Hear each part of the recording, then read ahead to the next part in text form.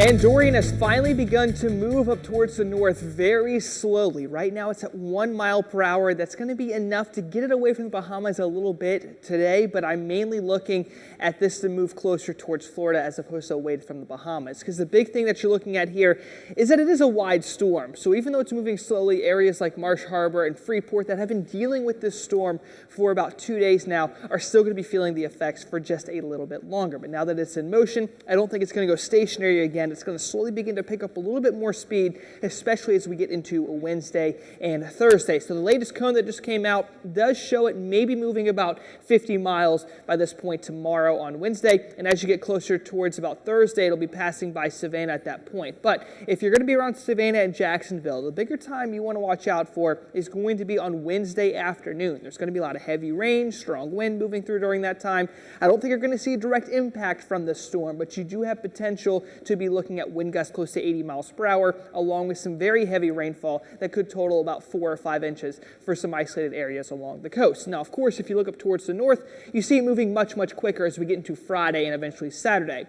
If this thing is going to make landfall at all in the U.S., I'm looking at an area in North Carolina called the Outer Banks and Kill Devil Hills. That's going to be these smaller islands that kind of stick out from the rest of the state, and it won't be lasting very long. It'll kind of pass through very quickly before it dies down to a Category 1 at some point on Friday afternoon. So we're pretty confident about the area it's going to go right now because of the 2 high-pressure centers. You have one over spots like Kentucky and Tennessee. These are upper-level lows, so they're much bigger than the ones you see a little bit lower down towards the ground, and you also have another one off in the Atlantic. And just about every single model is going to be pushing it between here and pushing it out into the Atlantic Ocean by the time we get to this weekend. So a lot of confidence now, unlike what we've seen over the past few days of where the storm is going to go. This time yesterday, a few models were still kind of pushing it over towards Orlando and Tampa. I think most of those have corrected themselves by now. So let's look into Tuesday, mainly during the afternoon, and show you where exactly it's going to be moving through.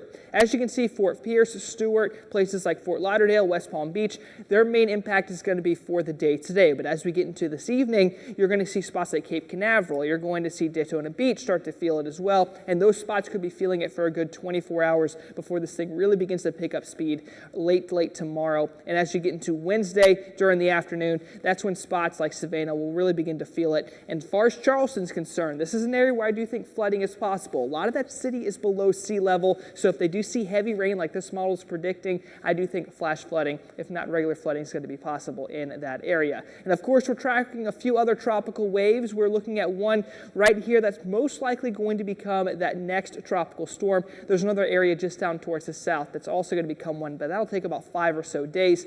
Next spot we're going to be tracking is this area closer towards Bermuda with a 30% chance. Of course, you just saw Dorian, and we're also having the 7 tropical Cyclone 7 just developed right here, and this isn't named just yet, but if it is going to be named, it's either going to be Ferdinand or Gabrielle as we get into the next day or so. And now here's going to be a quick look at your fish and game